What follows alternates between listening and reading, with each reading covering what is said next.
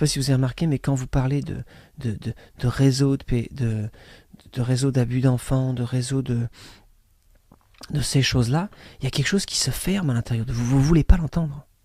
Et si vous l'entendez, que vous y êtes exposé, ça crée de la dissonance. C'est incroyable. En tout cas, je peux vous dire en moi, quand j'ai commencé à vraiment à voir ça et à être exposé dans la réalité, et une fois de plus, la réalité, c'est que pour moi, j'avais des petits mômes blacks qui étaient dans la rue, et j'avais vraiment peur pour eux, parce que je comprends comment Los Angeles ça fonctionne, et c'était des enfants à risque. Donc je gardais un œil sur eux, et c'est devenu une réalité pour moi, l'enlèvement d'enfants, parce que je protégeais des enfants. Donc cette réalité, ça crée quelque chose de difficile entre nous. Et les gens des élites, les gens qui pratiquent cette religion fanatique des élites, cette religion avec fanatisme dans les élites, ils comprennent ça.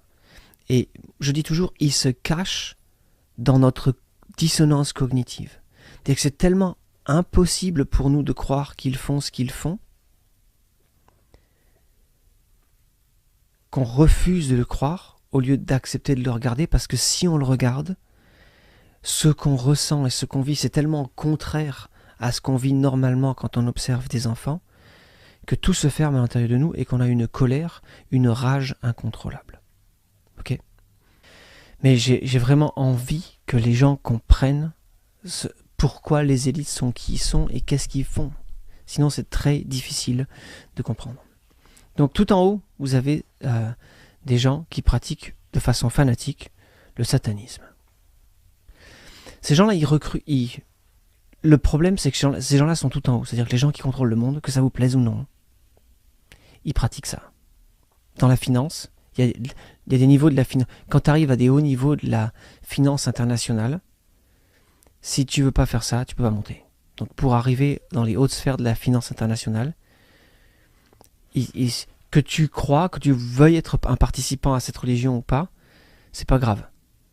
Tu es obligé d'être un participant au rituel. Parce qu'une fois que tu as été mouillé dans une situation dans laquelle il y a eu un sacrifice humain, et ben on te tient par les burnes pour la fin de ta vie. Okay ? Donc c'est un système de chantage. En dessous de ça, il y a les élites que vous connaissez. Les satanistes, vous ne les connaissez pas. Hein. Généralement, vous ne connaissez pas les noms. Ces gens-là, ils opèrent dans l'ombre.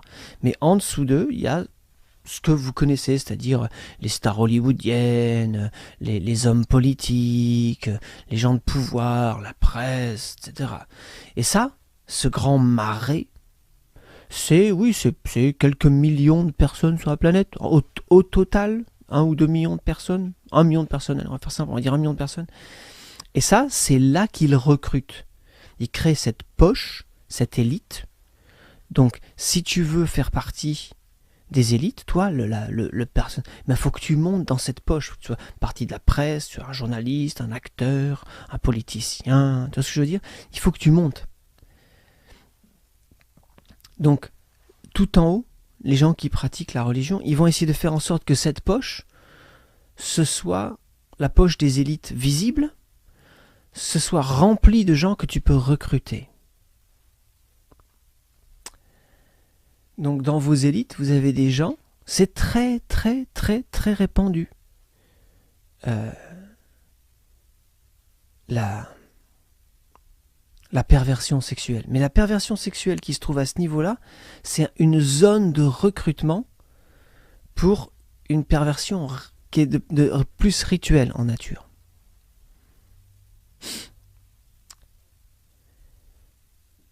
Un grand nombre des enfants qui disparaissent ne finissent pas sacrifiés. Ils finissent soit sur la pornographie enfantine, soit esclaves. Ah non. Ce qui est très difficile à comprendre pour nous, c'est que personne n'a envie de faire du mal à un autre être dans un contexte sexuel. Pour nous, l'acte sexuel, c'est un acte de partage, de bonheur, de plaisir. Et même s'il est très temporaire et s'il ne donne pas lieu à une relation, c'est toujours quand même une histoire il y a un côté positif. Donc on a beaucoup de mal à concevoir que des gens puissent être intéressés par faire ça avec un enfant. C'est parce que vous ne comprenez pas ce que c'est qu'un esclave sexuel. Alors là, je peux en parler parce que de m'être documenté et d'avoir écouté les gens à qui c'est arrivé. C'est important. Un truc qui est très important à savoir à propos de nous, c'est qu'on est très conditionnable. Vous voyez là, bon, vous le voyez pas, mais j'ai un bear, je l'appelle Minibus. C'est un berger australien. Et parce que je suis dresseur de chiens, je peux lui faire plein de trucs. Il est vachement intelligent. Donc en utilisant une forme de non-oui, tu vois, ça c'est bien, ça c'est pas bien. D'un point de vue du conditionnement, on va dire récompense ou punissement. Punissement. Oui. Tu peux arriver à conditionner le chien à faire certaines choses. Ce qui est très difficile à comprendre, c'est que si tu prends un être humain capable de langage, c'est-à-dire grosso modo entre 5 et 6 ans, et que tu es suffisamment froid et que tu es suffisamment psychopathe pour essayer de le dresser comme un chien, vous n'avez pas idée à quel point les enfants peuvent être dressés à faire des choses. Si tu es un enfant de 5 ans, tu sais rien de la vie, tu comprends rien de la vie. Tu n'as aucune idée de comment la vie ça fonctionne. Et les gens qui conditionnent les plus jeunes à devenir des esclaves sexuels, ils savent ça. Ils savent qu'un enfant de 5 ans, ça comprend rien. Ça connaît rien, ça n'a rien vécu. Donc la notion de la vie qu'ils ont, c'est la notion que tu leur donnes. Et si tu leur fais comprendre que s'ils se comportent de cette manière, ils vont être récompensés, et que s'ils ne se comportent pas de cette manière, ils vont être punis, je t'assure que ces enfants-là, tu peux les modeler, mais de façon intégrale. Donc, tout en haut, t'as les fanatiques religieux qui créent un monde d'élite dans lequel ils rendent accessibles les esclaves sexuels. Alors ça, je sais, parce que ça c'est un des trucs les plus prominents à Hollywood. La notion d'esclavage sexuel, ça se passe à 10 minutes de ma maison. Et il se cache pas. Le truc, c'est que comment tu sais tout ça? Il se cache pas. C'est une élite. C'est une élite que tu t'es jamais penché sur le problème. C'est pas comme s'il n'y a pas d'informations. Il y a plein d'informations à propos de ça. Il y a plein de témoignages d'esclaves sexuels sur Internet que tu peux voir pour toi-même. Tu peux les connecter avec eux directement, parce que ces gens-là, c'est pas des anonymes, c'est des gens comme moi. L'esclavage sexuel, ça commence par du lavage de cerveau. Le lavage de cerveau, c'est super simple. Tu mets des gens dans une situation de traumatisme et de souffrance, et tu les tortures en fait. Et si tu tortures les gens suffisamment bien, il y a un moment donné où ils apprennent à échapper à la souffrance de façon psychologique. C'est-à-dire que si je te fais mal de façon répétée, tu vas essayer de trouver des façons, et que tu ne peux pas échapper à la douleur, tu vas essayer de trouver des façons d'échapper à cette douleur. Et il y a des processus psychologiques que tu peux faire pour échapper à la douleur. Et une fois que tu as réussi à envoyer les gens dans cette zone de l'esprit, tu peux littéralement les reprogrammer. Donc, les acteurs hollywoodiens qui consomment de la sexualité avec les enfants, il faut bien comprendre qu'ils ne les violent pas, les enfants. Ils sont présentés, on leur présente des enfants qui ont été dressés comme des chiens à être des experts de la sexualité. Donc, quand tu es un artiste, quand tu es un chanteur célèbre, d'un groupe très célèbre qui fait des tournées partout, qui parle d'humanisme à la téloche, ces gens-là, ils leur ramènent des esclaves, des gamines de 12 ans qui ont aucune souveraineté à l'intérieur. Elles ont été programmées à savoir faire des choses sexuelles, et elles savent que si elles font ça bien, elles peuvent avoir une vie qui leur paraît à elles, depuis leur perception d'enfant, comme décente. Tout en haut, il y a ce que je vous ai décrit dans la vidéo précédente. Des gens qui font des choses absolument effarantes aux enfants. Et ils créent, parce qu'ils contrôlent la finance, une sphère de recrutement des gens qui voudraient passer au niveau supérieur. Et cette sphère de recrutement, elle utilise la pédophilie. 90% des gens ici à Hollywood qui utilisent les enfants pour la sexualité, ils utilisent des enfants qui sont programmés par le lavage de cerveau à être des partenaires sexuels. C'est difficile à comprendre parce que je suis absolument contre ça. Mais il y a eu une période de ma vie où j'étais entraîneur de gym pour des gymnastes de haut niveau. Hein. La quantité d'énergie qu'il y a dans un enfant de 10 ans, c'est colossal. Vous comprenez ça? Quand tu as une jeune femme de 25 ans qui se prostitue, elle peut se prostituer un certain nombre de fois par jour parce qu'éventuellement elle n'en peut plus, elle n'a plus assez d'énergie pour faire ça. C'est atroce comme vie. Mais si tu peux avoir un être humain qui a 10 ou 15 fois plus d'énergie que cette personne-là, tu peux la vendre 15 ou 20 fois plus. Et si tu leur as lavé le cerveau pour faire croire que c'est ça la vie, eh ben ils font ça. Je sais, je suis absolument conscient que je vous amène des informations absolument difficiles aujourd'hui. Mais c'est impossible de comprendre le satanisme si vous ne comprenez pas comment les satanistes y raisonnent.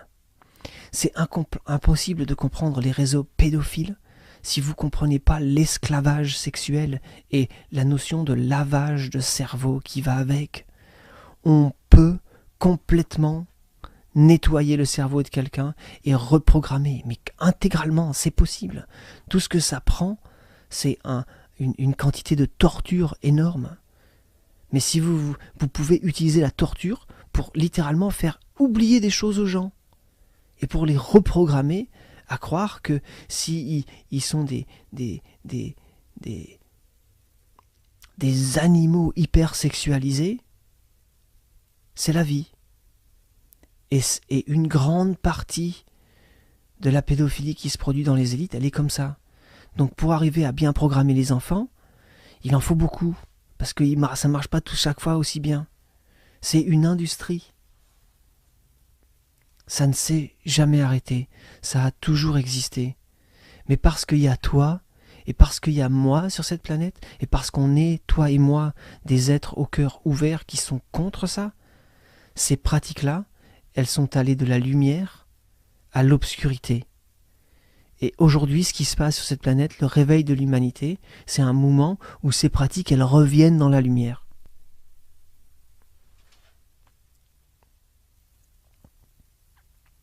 Je n'ai aucune envie de vous alourdir la semaine. Je n'ai aucune envie que vous vous sentiez mal. La souffrance, la peur, la tristesse, tout ça, ça nourrit leur cause. Par contre, si vous avez compris la première vidéo et le fait qu'il y a une vraie intention derrière le fait de faire souffrir les enfants, et si vous pouvez comprendre que les réseaux pédophiles, c'est un système d'organisation pour recruter des gens pour le top du top de l'élite, vous n'allez plus le voir de la même manière. Vous n'allez plus le voir de la même manière. C'est très difficile d'imaginer que la star du rock'n'roll américaine que vous préférez, c'est très difficile d'imaginer que ce soit un violeur d'enfants. Mais par contre, dans une grosse soirée où c'est la fête dans une grosse baraque où il y a des jarres entières de coke, il y a toutes les drogues que tu veux, tout le sexe que tu veux, il y a aussi des experts du sexe dans ces soirées. Des experts, des gens qui sont absolument des génies de la sexualité. Sauf qu'ils ont entre 6 et 12 ans. Alors, en fonction du niveau d'intoxication de cette star du rock'n'roll, il va choisir un âge différent ou en fonction de la perversion qu'il a à l'intérieur. Mais une fois que tu commences à te comporter comme ça, une fois que tu commences non pas toi, une fois qu'une personne commence à se comporter comme ça ouvre la brèche pour la connexion dont j'ai parlé avant. C'est comme ça que ça marche. Et la raison pour laquelle je parle ça avec un gilet jaune, c'est parce que pour la première fois, il y a un groupe d'êtres humains sur la planète qui est dans la rue, qui proteste, et parmi ce groupe d'êtres humains, il y a un grand nombre de gens qui sont au courant de ça. Tout en haut, tout en haut, tout en haut, il y a un groupe, une élite fanatique qui fait des choses absolument atroces et qui est excessivement puissante. Donc tu crées l'élite, en dessous d'eux, ils ont créé une élite, une sphère de les artistes, la presse, la politique, et ils choisissent qui va participer à l'intérieur de ça. Et vous pouvez être certain que s'il y a des gens très haut placés, ils sont ou bien au courant de ça et ils ne diront rien, ou bien ils sont participants, ou bien ils ont participé, ils ne participent plus, mais maintenant ils font partie du chantage. C'est un jeu de chantage. Ils se tiennent les uns les autres par le chantage de toute façon. N'ayez pas peur. On a déjà gagné. Le fait qu'on a cette conversation, le fait qu'on prie, le fait qu'on est dans l'action par rapport à ça, c'est ça le réveil de l'humanité. Et la raison pour laquelle je parle de façon aussi honnête et aussi directe, parce que moi j'aimerais bien accélérer le processus, parce que je crois qu'il y a quelque chose de vraiment cool à faire sur cette planète si on démantèle ce réseau. Et ce qui va démanteler ce réseau, c'est le fait que les gens savent. Quand il y aura suffisamment de gens qui sont au courant et qui questionnent, il y aura un moment de réveil très difficile, mais après on pourra passer à la vie. On pourra passer à vivre sur une planète où ce ne sont pas des psychopathes qui gouvernent la planète. Peace and love.